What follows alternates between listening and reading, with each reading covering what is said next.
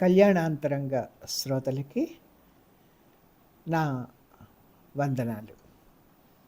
మీరందరూ నన్ను ప్రోత్సహిస్తూ, నా స్నేహితురాళ్ళు కొంతమంది సూచనలు, సలహాలు, సవరణలు కూడా చేస్తున్నందుకు నాకు చాలా సంతోషంగా ఉంది. 50 ఏళ్ళకి పైగా జరిగినటువంటి విషయాల్ని నాకు గుర్తున్నంత వరకు, నాకు ఎక్కువగా నచ్చినటువంటి విషయాలు, విశేషాలు మీతో పంచుకుంటున్నాను. అప్పట్లో మాకు ఓల్డ్ రెగ్యులేషన్స్ ఉండేవి, న్యూ రెగ్యులేషన్స్ ఉండేవి, మోడిఫైడ్ రెగ్యులేషన్స్ ఉండేవి. దానివల్ల పరీక్షా విధానంలో చెప్పేటువంటి పద్ధతుల్లో కూడా మార్పులు రావడం తటస్థించింది. క్వార్టర్లీ, హాఫ్ ఇయర్లీ ఎగ్జామ్స్ ఉండేవి. ఫస్ట్ ఇయర్‌లో కేవలం అవి మాత్రమే ఉండేవి. తెలుగుకి చాలామంది విద్యార్థినులు ఉండేవాళ్ళు.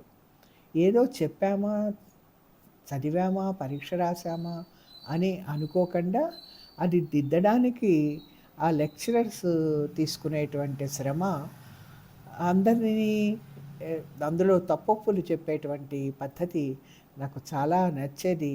నేను దాన్ని ఆదర్శంగా కూడా పెట్టుకున్నాను. ఫైనల్ ఇయర్‌లో రమాదేవి గారని హిస్టరీకి కొత్త లెక్చరర్ వచ్చారు. ఆవిడ చాలా చాలా బాగా చెప్పేవాళ్ళు. ఎంతో ఆకర్షణీయంగా ఉండేది. క్లాస్ అసలు ఎప్పుడు కూడా ఏ క్లాసు మానాలన్న ఆలోచన లేదు. తర్వాత మరికొంతమంది యూనన్ అనే ఒక చైనీస్ విద్యార్థిని మాతో ఉంది. అట్లాగే సత్యవతి అని సత్యవతి, తేళ్ల సత్యవతి హాస్టల్‌లో ఉండేది. తర్వాత కాలంలో నాకు మళ్ళా ఒక రిఫ్రెషర్ కోర్సులో కలిసింది కూడా. అట్లాగే నాగసుందరి వాళ్ళ ఇంటికి తరచుగా నేను వెళ్ళేదాన్ని. వాళ్ళకు థియేటర్ ఉండేది. అందులో 'బంగారు పిచ్చిక' అనే సినిమా రావడం నాకు చాలా బాగా గుర్తు. మేమిద్దరం ఎన్నోసార్లు వెళ్ళి చూసొచ్చాం. అక్కడ పబ్లిసిటీ కోసం చిన్న పుస్తకం, అది బాపు సినిమా, చిన్న పుస్తకం, కథలు, మాటలు, టూకీగా పాటలు, చిత్రాలతో సహా ప్రింట్ చేసి ఇచ్చేవాళ్ళు. అవి ఇన్ని తెచ్చుకునేదాన్ని నేను. నాకు చాలా నచ్చిన సినిమా. చంద్రమోహన్, విజయ నిర్మలల కాంబినేషన్‌లో చాలా బాగుంటుంది ఆ సినిమా. ఇప్పటికీ కూడా దాన్ని తలుచుకుంటాను. ఆ థీమ్‌తోనే చాలా సినిమాలు తర్వాత కూడా వచ్చినాయి. నాగసుందరి వాళ్ళ ఇంట్లో నేను తిన్న మీగడ పెరుగన్నం నాకు ఇప్పటికీ గుర్తుంది. హౌస్ సర్జన్‌లో హీరో మృదుల పెట్టిన భోజనం చేసినట్టుగా ఆ జ్ఞాపకాలు నాకు ఇప్పటికీ కూడా నిలిచి ఉన్నాయండి. అట్లాగే తస్నీం బానుతో ఒక ప్రత్యేక అనుబంధం ఏంటంటే, నాకేమో శశి కపూర్, హేమమాలిని ఇష్టం, తనకి ధర్మేంద్ర ఇష్టం. అందుకని మేమేం చేసేవాళ్ళం అంటే ఫోటోలు ఎక్స్చేంజ్ చేసుకునేవాళ్ళం.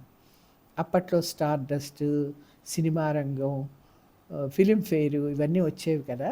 అట్లాగే అడ్వర్టైజ్మెంట్తో బీడీల క్యాలెండర్లు, అట్లాంటివి కూడా, బ్యాటరీల క్యాలెండర్లు వచ్చేవి.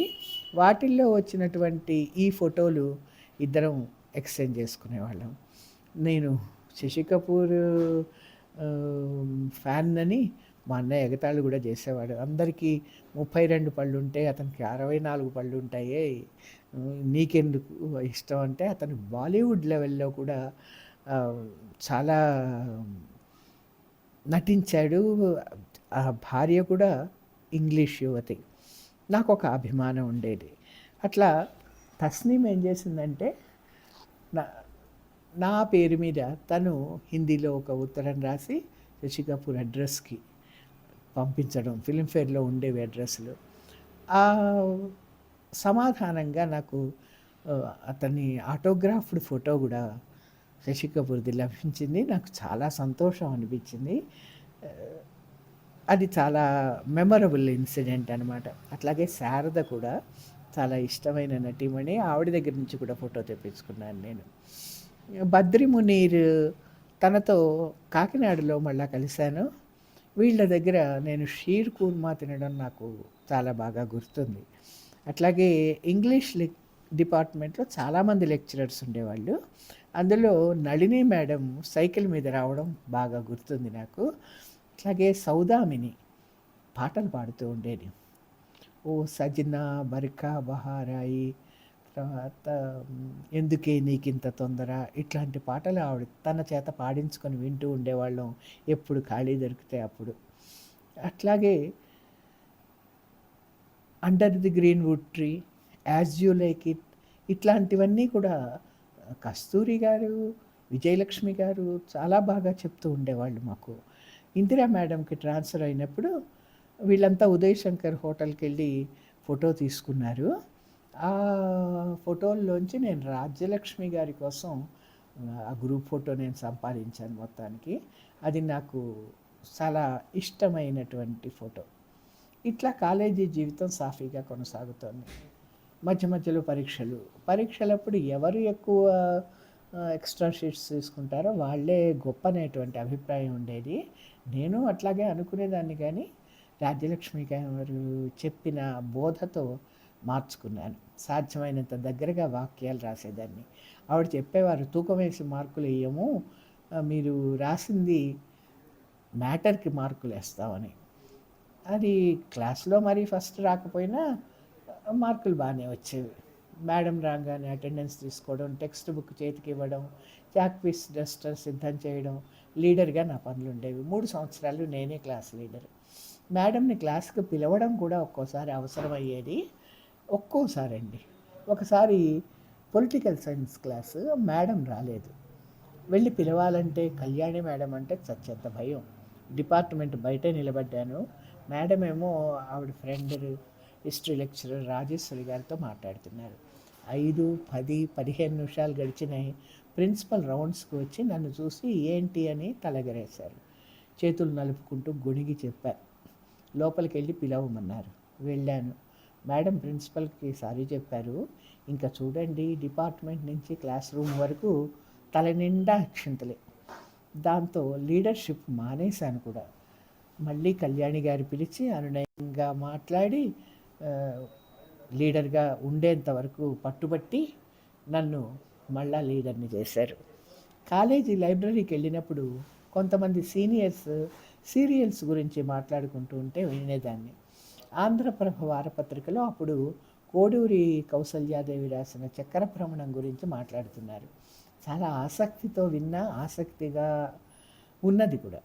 వెంటనే లైబ్రరీలో రోజుకు కొన్ని చొప్పున చదవడం మొదలుపెట్టాను. అద్భుతమైన కథనం, చదివిన కొద్దీ చదవాలనిపించే శైలి, పైగా బాపు బొమ్మలు. అప్పటి నుంచి సీరియల్స్ చదవడం అలవాటైంది. ఇంటికి యువ, జ్యోతి మాసపత్రికలు వచ్చేవి. యువలో వడ్డాది పాపయ్య గారి బొమ్మలు ఎంత బాగుండేవి. ముందు వెనక పేజీల్లో రంగుల బొమ్మలు ఎన్ని వంపులతోనే ఉండేవి. ఇంకా దీపావళి ప్రత్యేక సంచికలు పత్రిక కానీ, ప్రభ కానీ, యువ కానీ, జ్యోతి కానీ ఇట్లా చాలా ముస్తాబుతో ముందుకు వచ్చేది.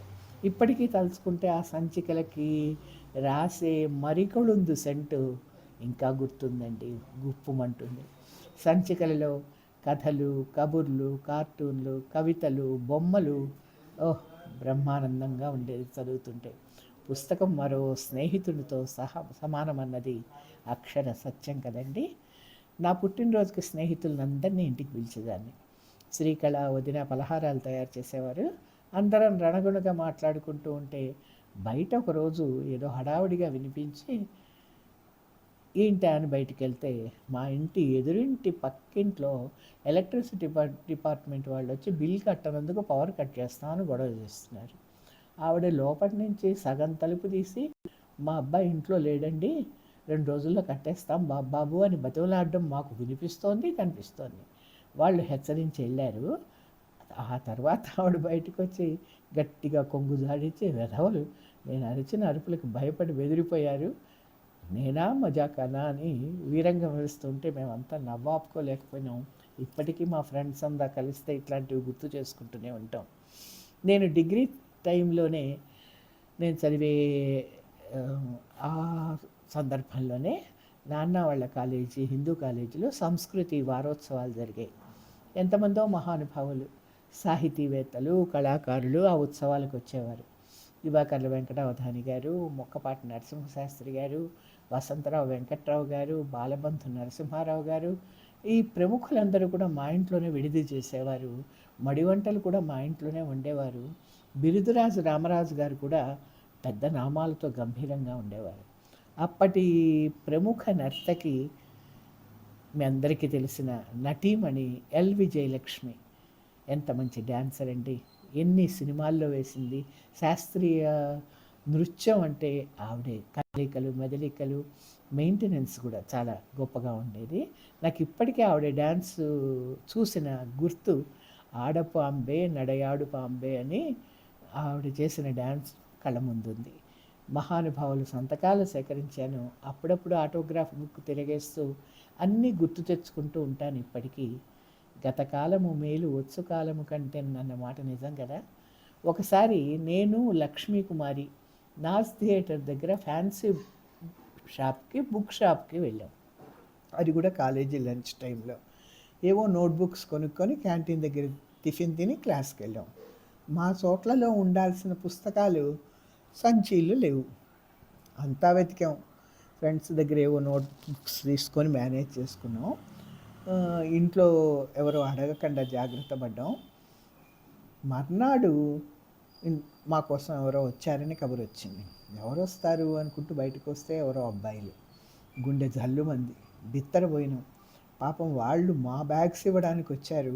బుక్ షాప్లో మర్చిపోయామట. పేరు, క్లాసు, గ్రూపు అన్ని పుస్తకాల మీద ఉంటాయి కదా, ఇవ్వడానికి వచ్చారు.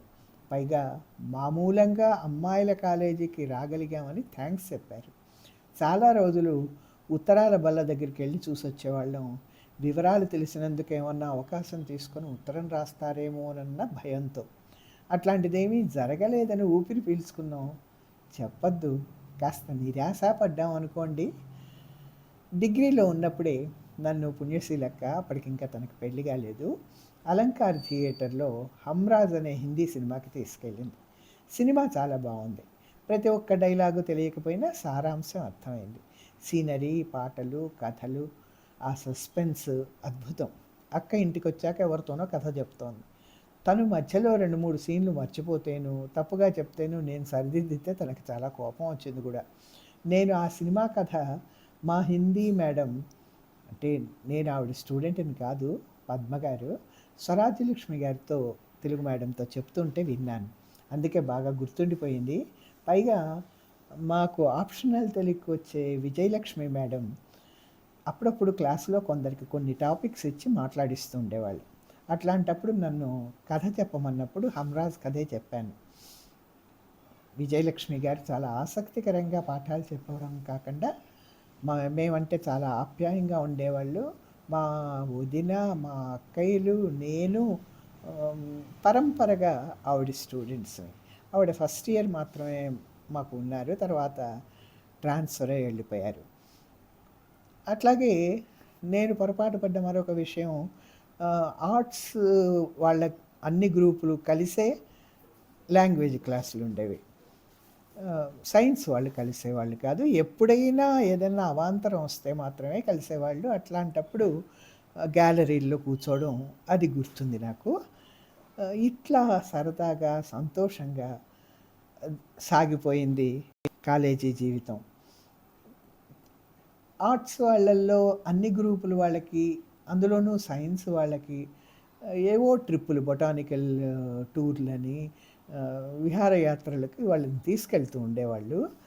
మమ్మల్ని ఆర్ట్స్ వాళ్ళకి ఎక్కడికి తీసుకెళ్ళే అవకాశం లేదని మమ్మల్ని కూడా విమలా సూర్యం గారు పూనుకొని నాగార్జున సాగర్ కూడా తీసుకెళ్ళారు. ముందర బాపట్ల వెళ్ళాం, ఆ తర్వాత నాగార్జున సాగర్ కూడా. చాలా చాలా సరదాగా గడిచింది. అసలు కాలేజీ రోజులంటేనే చాలా హాయిగా సరదాగా గడిచే రోజులు కదా. మరొక విషయం నేను చెప్పడం మర్చిపోయినానండి. మా పట్టాపురం నుంచి ఓ 2 లెక్చరర్స్ కాలేజీకి వచ్చేవాళ్ళు. ఈ మాట ఇంతకుముందు చెప్పాను. వాళ్ళ గురించిన ఒక వివరం చెప్పాలని. వాళ్ళు రిక్షాలో వచ్చేవాళ్ళు. సరోజిని గారు ఎకనామిక్స్ లెక్చరర్, రామలక్ష్మి గారు ఇంగ్లీష్ లెక్చరర్. వాళ్ళిద్దరూ పొద్దున ఎంత ఫ్రెష్గా అయితే ఉండేవాళ్ళు, ఆ చీర కట్టు ఇంత కూడా నలిగేది కాదండి. పొద్దు నుంచి సాయంకాలం వరకు అంత తాజాగానే ఉండేవాళ్ళు. తిరిగొచ్చేటప్పుడు కూడా నాకు చాలా ఆశ్చర్యం అనిపిస్తూ ఉంటుంది ఇప్పటికీ కూడా. నేనసలైతే అట్లా ఉండలేను. చాలామంది ఉండలేరు. కొంతమంది మాత్రమే ఆ ప్రత్యేకత కలిగి ఉంటారని నాకు అర్థమైంది. ఇట్లా అన్ని గ్రూపుల వాళ్ళతోనూ నాకు స్నేహిత ఉండేది.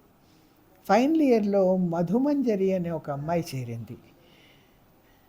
ఆ అమ్మాయి వాళ్ళ అన్నయ్య తీసుకెళ్ళేవాడు. పట్టాపురంలోనే ఉండేది. వాళ్ళ అమ్మతో కలిసి ఉండేది వాళ్ళ అన్నయ్యను. తను నాకు మంచి ఫ్రెండ్ అయింది. సత్యప్రసాద్ మాస్టర్ గారి ఇంటికెళ్ళినప్పుడల్లా, ఆ ఎదురుగుండా వాళ్ళ ఇంటికి కూడా నేను వెళ్ళి కాసేపు కబుర్లు చెప్పి రావడం. ఆ అమ్మాయి వల్ల నేను చాలా నేర్చుకున్నాను. చాలా మంచి పిల్ల. ఆహ్, మంచి అలవాట్లు. ఎక్కువ, తక్కువ మాట్లాడడం గానీ, అనవసరమైన విషయాల గురించి ప్రసంగించడం కానీ లేదు. అది చాలా నచ్చింది నాకు.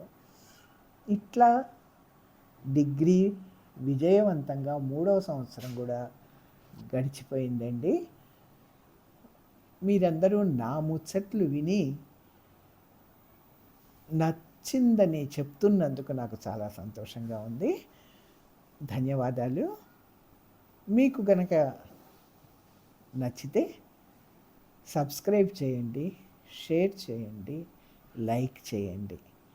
నమస్కారాలతో మళ్ళీ మరొక ఎపిసోడ్‌తో మీ ముందుంటాను.